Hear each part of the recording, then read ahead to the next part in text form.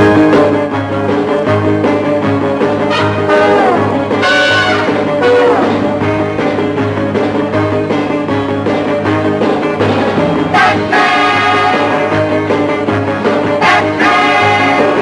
everyone. Thanks so much for joining me here today as we get to talk about one of my favorite subjects, comic books.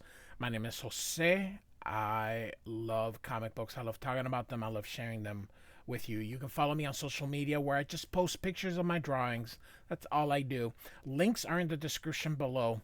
I am on Twitter /X, Instagram, and even Pinterest. So give that a look if you're interested. Don't forget to like and follow if you'd like. And then the last thing is in the description below, I also have links to the two stories that we're going to go over today. Now, those links are for the DC fan page so that it'll just have some plots. The links kind of just show you who's in there, just characters, all that kind of stuff. It's like a DC Wikipedia site, and in particular, it is for Detective Comics 571 and 572 from 1987. So we're gonna go through two stories today. So let's get going. First, we got this awesome cover here by Alan Davis of the Scarecrow. I love these over-the-top covers. I find them very cool. Alan Davis had a short run in Detective comic books, and he also had Batman and the Outsiders were also what he was doing here. This is written by Mike W. Barr with Alan Davis and Paul Neary, the art team, before they went to Marvel and did Excalibur here. So this splash page is sort of a throwback to the old days where it was like a double cover. So this isn't actually how it's going to start. So it's sort of like another cover with the credits right here. John Workman, who is my favorite letterer, provides the letters. So Alan Davis pencils, Paul Neary is the inker. So we start at a racetrack, and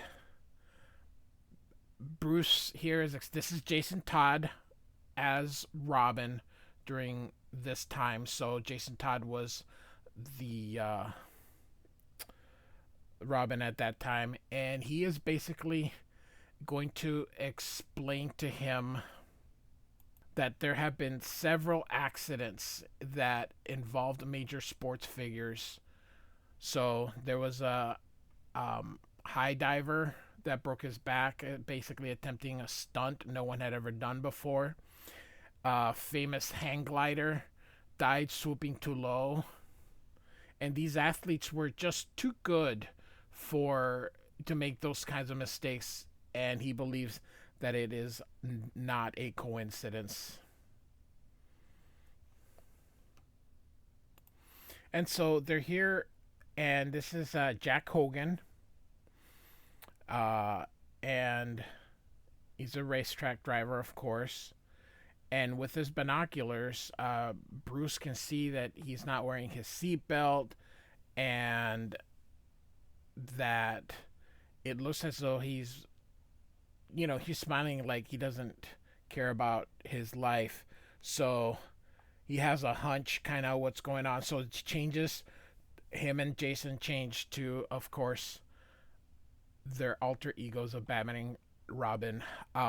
It's really fun seeing Alan Davis. He did one issue of Batman Year 2. Todd McFarlane finished the issue, the 3 issues, but then he also did a like a sequel to it. So here you can see the cars hit each other, and one car crashes here, the other one over there. Here comes Batman and Robin,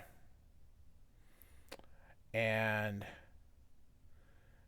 the car's on fire, and so can't go in there, so they're gonna hose him down. So while Robin douses Batman with water and the flames, he's gonna go in there and try to get Hogan out. Jason is, of course, worried that something is going to happen to Batman, but here he comes, hanging on the driver, and Jason um, gets him all wet. Of course, this is a fire hose. I don't know if fire hoses have like a pressure setting, but hopefully he's not going too fast or too hard for the poor guy. So they're gonna take him to a medic here. And so at the hospital, um, Batman lets him know that he's going to be okay, but wonders why he took such a chance like that. And he goes, I don't know, but I would do it again in a minute. So later in the Batcave, Batman took a blood sample from him at the lab. And he's going to run some analysis on him. So he's detecting a psychoactive material he's seen before. He's gonna compare it, and of course, it's an exact match, which is from the Scarecrow's fear toxin. The Scarecrow's real name, of course, is Jonathan Crane. So, kind of gonna get a little recap of his origin. If you click on that link that I shared, you can kind of look at his origin if you'd like. I'm just gonna kind of skip over, but essentially he studied fear and he became the Scarecrow. I love how he's drawn here by Alan Davis. I own everything that I show you. I just choose to use digital to share it with you guys because it's just so much easier. But I actually everything that I show you I own. I actually have the individual issues.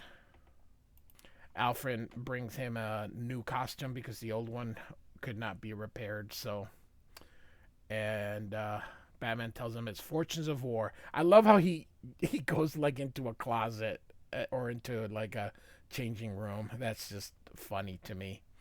That's all right. But here he comes out. I love how Alan Davis draws him. I love this shade of blue. Every time I draw Batman, this is the blue I use. I understand they use grays now and all that other stuff. I always use this blue that he had in the 70s and 80s. So um, I don't know why they're swinging out of the Wayne Manor instead of getting into the Batmobile, but hey, it's a cool drawing. So Batman had Robin wait on top of the guy's room because he believes that the Scarecrow is going to show up. Some vertical panels here.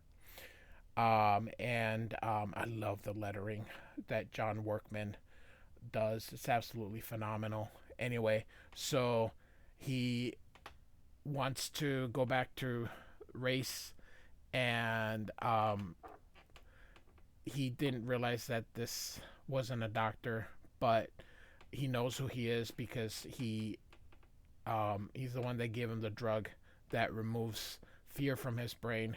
Of course, the guy didn't know that it would take away his common sense, and so he's willing to sell him an antidote for $50,000. But in comes Robin, crashing through the window, and he's gonna confront Scarecrow. But of course, he is going to put him with the fear toxin, and his greatest fear is to see Batman dying.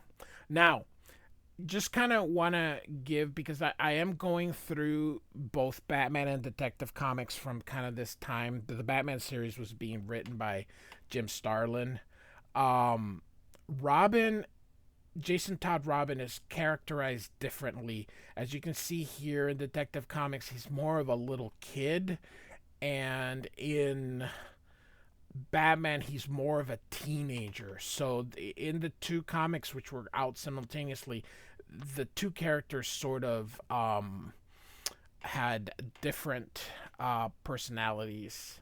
So eventually, Robin stops showing up in Detective Comics, and so they just let the version in Batman be the regular one. So again, he finds Batman dying, and which of course is his biggest fear, and so now he ups the fee to 100,000, and he says okay, and then he says, "Well, I can't pay that," and then he says, "All right, I bet you can't leap from the ground and live," and he says, "I can," and then he jumps, and then he goes, "Oh, how about that? I win again." So it's kind of cool. So all right, so outside the outskirts of Gotham here is this magician here. I don't know if he is a regular um, character that appears or if he was just for this issue. So you can take a look in the Marvel Wiki page if you are so interested in finding out. And actually, I apologize. He's not a magician. He is a stunt, uh, kind of like Evil Knievel. So anyway, so the Scarecrow shows up to him. So he told him that if he had a chance to reconsider his offer, he said the answer is still no and no hard feelings. And he says, "Of course not. Do you have a light?"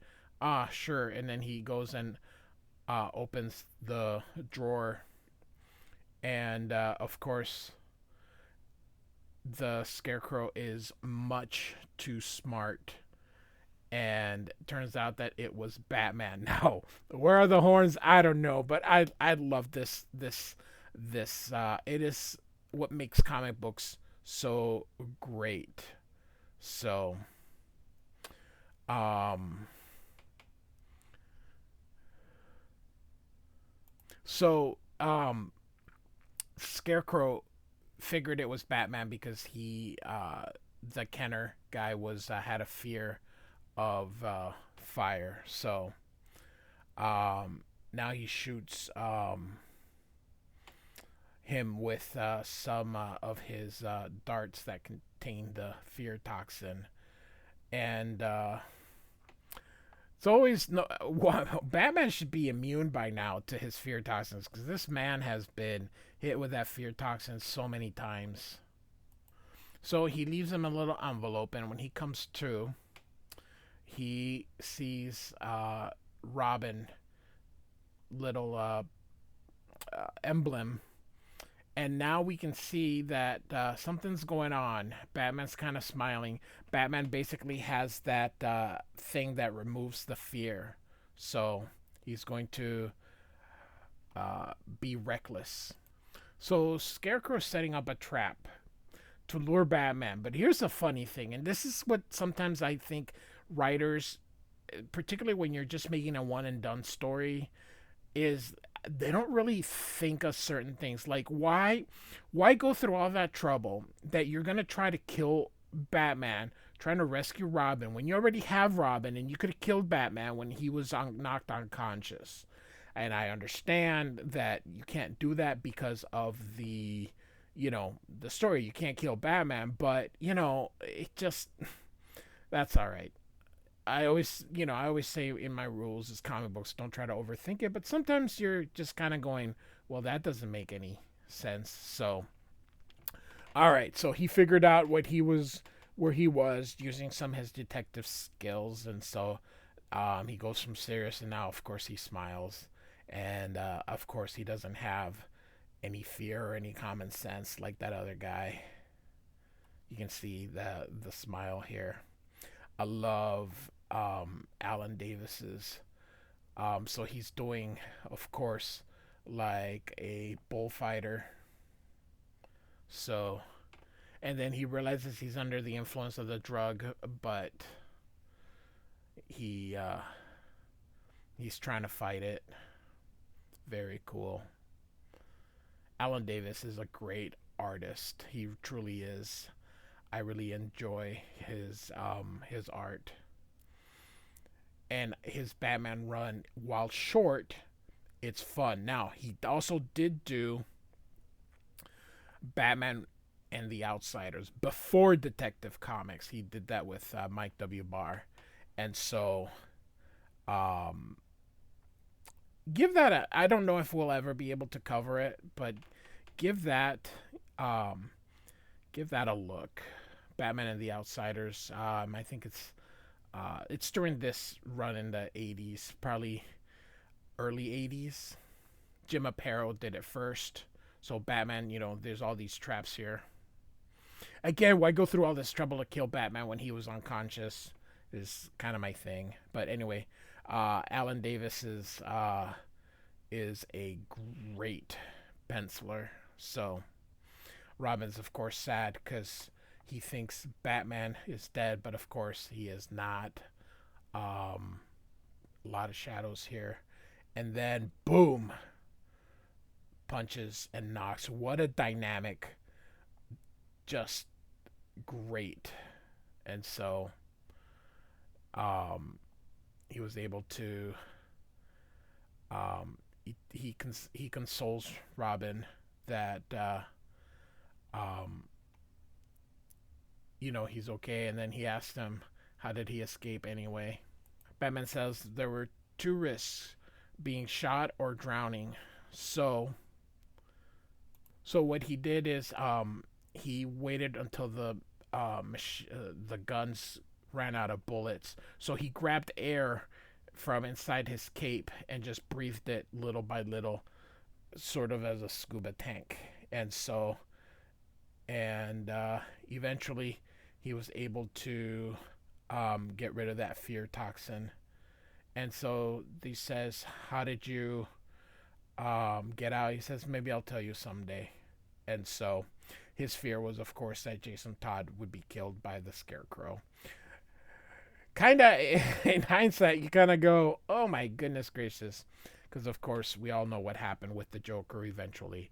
And I will eventually get to that story, hopefully, within this year. So, all right, we're going to quickly go into the next story. Now, this is an anniversary of 50 years, celebrating 50 years of Detective Comic Books and 572. Now, this is an anniversary issue, and there's like 5 chapters, but we're only going to do chapters 1 and chapters 5.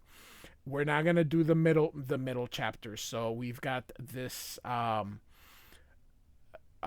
cover here by Mike Kaluta. And here we have, of course, Detective Comics 27 and Sherlock Holmes in here. And so there are 4 parts. You can, like I said, go down and click on that link for the DC fan page, and you can just take a look at the plots here. Like I said, we're just going to do chapters 1 and 5. So this is all written by Mike W. Barr, and the chapters 1 and chapters 5 are done by Alan Davis. Now, something really cool here is that Alan Davis will do the art chores. So he will be both the penciler and the inker. We actually don't see a lot of Alan Davis inking. So it's pretty cool. So this guy here is called Sam Bradley. He's a private and basically he's a PI. He's drinking alone on Christmas here. So he goes back into his office, and his partner is dead. Essentially, that's why he was depressed drinking. So Bradley is left, and Morgan is has and you can see here on the paper Samuel Morgan. John Workman does the letters on these chapters. He did manage to catch the person that did it, but unfortunately, his partner's still dead. So this gentleman comes in here asking for him, his name is Morton here. So one of the things about the 80s is that men did a lot of hairspray. So when you see Alan Davis give people, this is how, if I don't know how many of you have seen 80s shows, particularly Miami Vice or 21 Jump Street. This just was that era of glam rock, so men had big poofy hair as well. So he arrived from London. He offers him a cigarette, but he turns it down. He is asking him to look for this woman. It's his fiancee, and she says he says, Mr. Morton here says that she was kidnapped from London yesterday, and they believe that she's in Gotham. So here he suspects that there's more to the story, but really he doesn't have time to get into it because, of course, someone is coming in. Love this panel. And so he asked him if he has friends in town. He says no. And here comes everybody here with guns. He takes him out the window. He shoots back. They all shoot. They're going to go down the fire escape. Shoots this other guy because they had the back exit covered too. And they're going to try to make away, but they shoot the gun off him. And they're like, oh my God, they're going to get us. It's all over. But it's Gotham City. So, and he goes, well, I get a Christmas present. And here comes Batman and Robin. And so he deals with the perps. And then this guy was going to try to shoot Batman, but ends up shooting his partner. Robin knocks him off. He avoids these two. And so they're going to shoot Robin from behind. Batman can't see him, but Bradley sees him and helps. And now they have Batman surrounded. He goes, oh, you got me. But then he goes around, kicks all of them, and takes them out. This guy is, of course, going to hold on to Morton. So Batman can tell by the accent, of course, that they're British. So they're going to walk away with that gentleman here and tells Robin, how do you feel about Christmas in London? Robin, of course, says, let's go. He says, thanks for your help, Bradley, but his part is through. And, of course, he says, you think so, huh? So Batman takes off with Robin, and, of course, it isn't over here, and he walks away. So I am going to show you the other two chapters, but we're just going to continue. Here's the art team. Real quick, Todd Klein is my third favorite letterer after John Workman and Tom Morzakowski.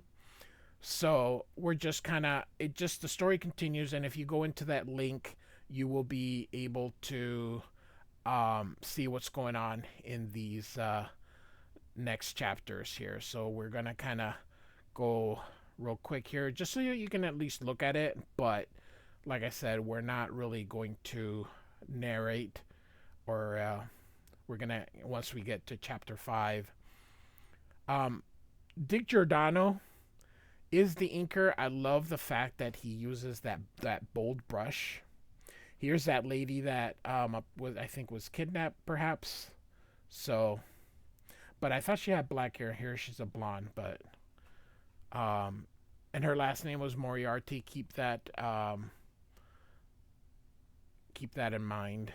So, and then this is another Carmine Infantino. And then, of course, I think he has passed away since. Todd Klein is still the letterer, who is a phenomenal letterer.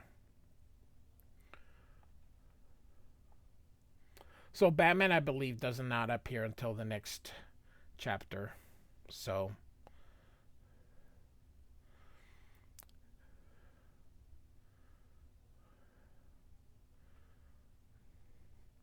I don't know. DC during this time, they just the art. Marvel had much better artists, but DC had better writers. Um, so here's the next chapter. This is more of a um, kind of in the past. This is Sherlock Holmes with Watson. So I think the lady's name says was Watson. So either way, they're related to this. So everything that's happening here is kind of come up with again. So again, um, I'm just trying to get to the parts with Alan Davis. Um, Not really covering all this here, but figured it'd be nice to kind of just show you at least what's up. So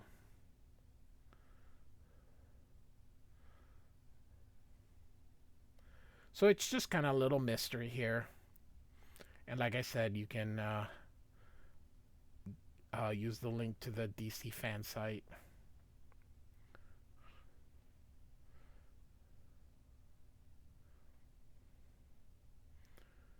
So I think the lady here was the bad guy. So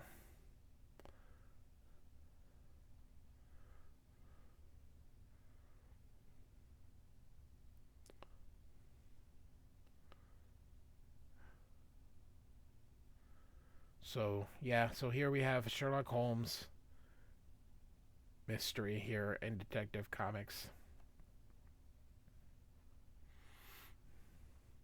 Because after all, Batman is a detective. So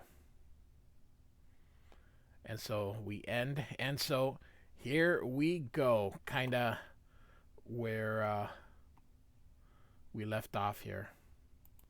So Paul Neri does do the inkings in this chapter here.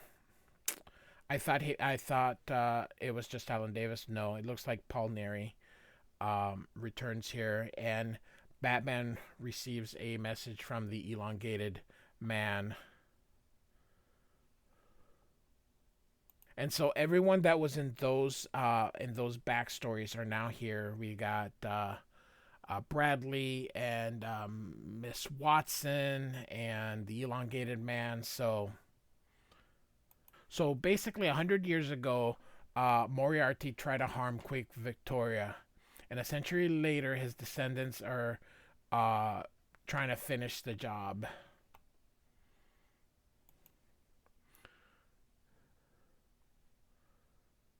Of course, Batman was undercover, so this is Batman. You can tell by the ears in the background, and over here's this guy. So by being attentive, he's able to deduce what's going on. And so Batman says this Moriarty is behind me. It says no, Thomas wanted to stop them. That's why they kidnapped me, so they keep him quiet. And they have to find him. Bradley says he will, or they will. Batman asks if there's any message from Alfred, and he almost blurted out that Bruce, but he says no. And he says, oh, I can't worry about that right now. So the royal family is going to be dedicating a castle tonight. So they have to be getting ready. So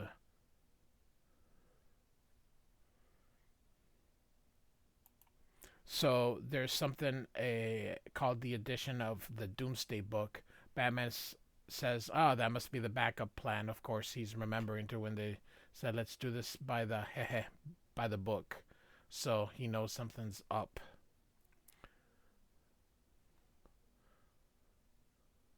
So elongated man will find out what's going on at the Greenhand Common. Is he'll handle things by with the castle.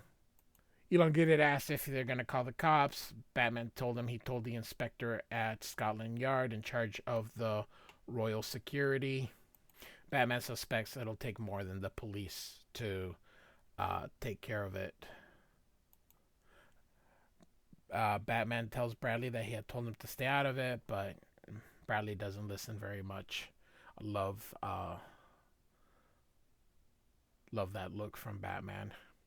You can tell here the blue's a little bit more dark. I prefer that brighter blue. Regardless, Batman leaves. I love the vertical panel here as he leaves. He pats Robin in the head. So off they go. He tells Mary to stay here. She, of course, doesn't. And so here they go. And we got some people marching for peace and doing protests. Even back then, people always protesting. It's nothing new. Protests always take place.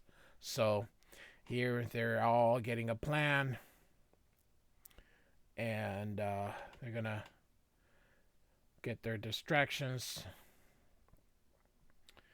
And of course, here's the bad guy who was um, we showed him in the one of the other chapters. So, and he is the cousin of this other person. So that we met. I forgot his name.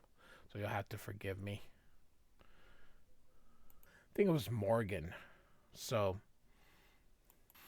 and so there's basically they're gonna create an international incident and yada yada yada. A lot of people are gonna be killed. So, but they're gonna blame the other guy, who they plan on killing, leaving him dead in the cab. So, and here come our heroes, and they're gonna dispatch the villains. And so Robin stops him from arming the missiles. Love the action poses. I really enjoy um, Alan Davis's art. So the bomb goes. He gets Robin. Or is Robin still in there? I cannot tell if he got Robin off or if he's just hanging on to Robin in there. So I think it is just. They could both be there, but I'm sure they're both okay because, hey, it's comic books. Yep, they were both in there. And they subdue the bad guy. And here comes everybody. So, and now it's Batman's turn. We got this Doomsday book. So,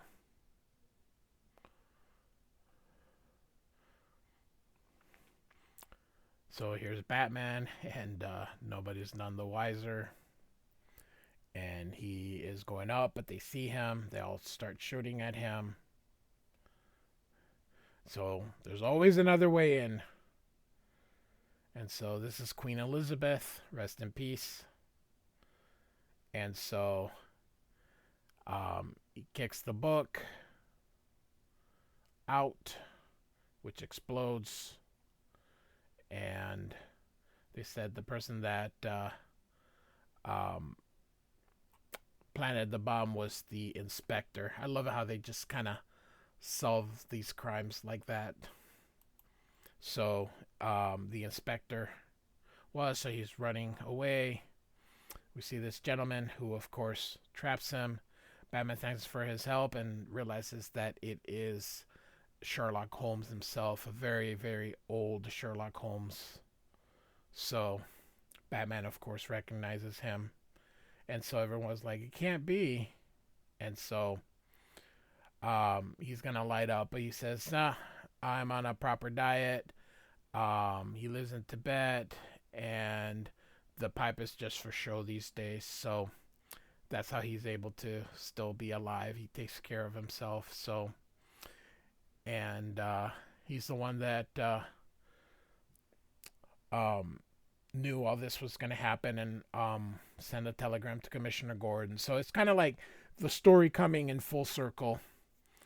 And so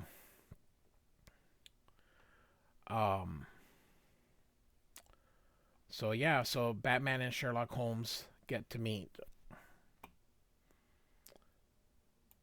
And so this is what Watson's great granddaughter tells him that to this day he still misses him.